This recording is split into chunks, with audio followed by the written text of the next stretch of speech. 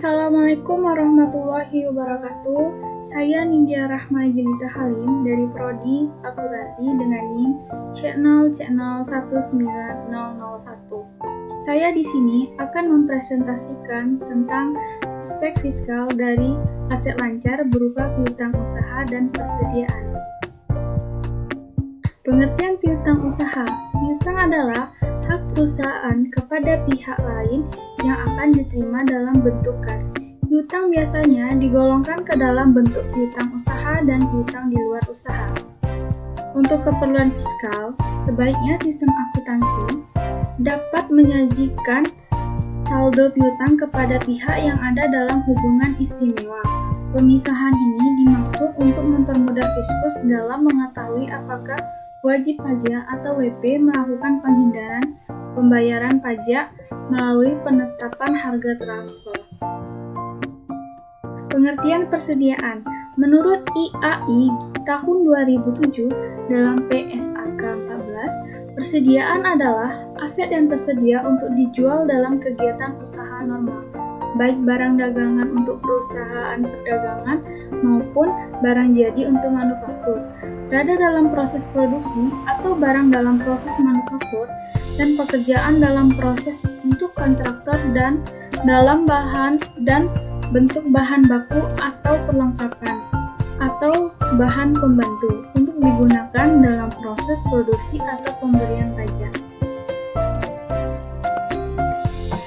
Agar dari pembukuan piutang dapat diperoleh keadaan mengenai saldo piutang, maka rekening piutang khususnya untuk keperluan fiskal harus dapat memberikan keterangan data. Yang pertama, nama dan alamat lengkap debitur. Yang kedua, jumlah piutang kepada masing debitur. Yang ketiga, saat timbul maupun berkurangnya piutang. Yang keempat, jenis piutang, misalnya piutang usaha, piutang kepada pegawai, piutang kepada saham. Yang kelima, hak penerimaan bunga. Yang keenam, tanggal jatuh tempo piutang. Yang ketujuh, jumlah piutang yang dapat dihapuskan. Yang delapan, keterangan lainnya yang berkaitan dengan piutang. Jenis persediaan. Yang pertama, bahan baku dan bahan pelengkap. Yang kedua, barang dalam pengolahan. Yang ketiga, barang jadi. Konsep pajak PPN yang timbul dari piutang. Piutang usaha terjadi akibat transaksi penjualan barang atau penyerahan jasa untuk kegiatan usaha normal perusahaan. Piutang usaha terjadi karena penjualan barang atau penyerahan jasa secara kredit. Piutang dapat dicatat jika barang telah diserahkan. Dalam usaha pelayanan jasa, piutang dicatat pada saat pelayanan jasa dilaksanakan. Pada umumnya, piutang seperti ini tidak disertai dengan surat-surat perjanjian yang formal. Akan tetapi, ada kalanya bentuk piutang dagang dinyatakan dalam bentuk surat-surat dagang komersial, yaitu wesel tagih. Yang pertama, piutang yang dapat ditagih dalam 1 tahun dapat digolongkan ke dalam aset lancar. Yang kedua, piutang yang tidak dapat ditagih dalam 1 periode dapat digolongkan kepada aset lain. Perlakuan pajak pada piutang tak tertagih.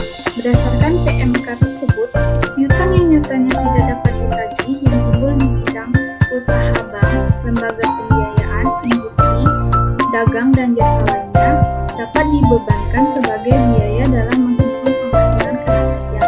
Piutang yang nyatanya tidak dapat ditagih tersebut termasuk ke dalam piutang yang berasal dari transaksi bisnis dengan pihak-pihak yang memiliki hubungan istimewa dengan wajib pajak.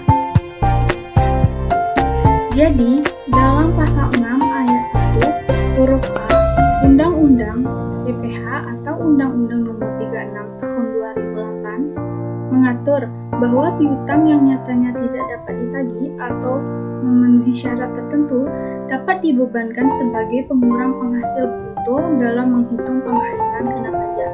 Definisi piutang yang nyatanya tidak dapat ditagih adalah piutang yang timbul dari transaksi bisnis yang wajar sesuai dengan bidang usahanya, yang nyatanya tidak dapat ditagih meskipun telah dilakukan upaya penagihan maksimal atau terakhir oleh wajib pajak. Adapun syarat yang harus dipenuhi agar piutang tidak ditagih. Yang pertama, telah dibebankan sebagai biaya dalam laporan laba rugi komersial. Yang kedua, wajib pajak harus menyerahkan daftar piutang yang nyatanya tidak dapat ditagih kepada Ditjen Pajak berbentuk hard copy dan soft copy. Yang ketiga, adanya pengakuan dari debitur bahwa utangnya telah dihapuskan untuk jumlah utang tertentu. Pelakuan pajak pada persediaan.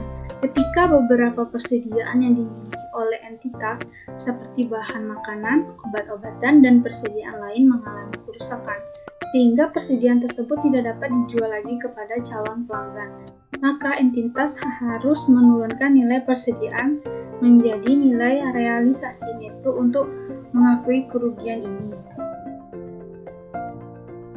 Dampak akibat dari pengakuan kerugian ini akan membutuhkan sebuah pertimbangan dalam pembebanan untuk menentukan besarnya penghasilan kena pajak dan pelakuan atas PPN masukan yang telah dikreditkan, karena tidak adanya penyerahan barang kena pajak akibat kerusakan persediaan yang terjadi. Sekian dan terima kasih. Itulah hasil dari PPT saya. Wassalamualaikum warahmatullahi wabarakatuh.